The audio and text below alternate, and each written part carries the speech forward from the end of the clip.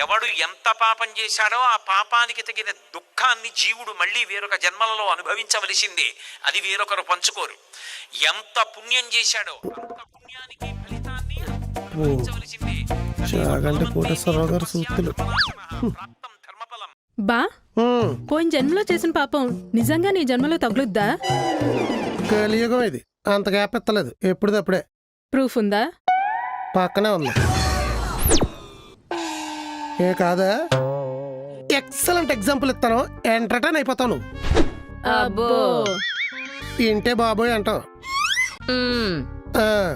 దీన్ని పెళ్లి చూపుల్లో చూసినవి ఈ కళ్ళు, పెళ్లి దాకా నడిపించినవి కాళ్ళు, తాళి కట్టించినవి చేతులు. కానీ ఇప్పుడు ఇది ఎట్టి టార్చర్కి ఎడుతుంది ఎవరో? ఈ కళ్ళే. దీన్ని చూడగానే ఓ ఎక్సైట్ అయిపోయి హార్ట్ని హడావుడి పెట్టేసి బ్రెయిన్ ఆలోచించకుండా చేసేసి నోటితో ఓకే అనిపించేసాయి.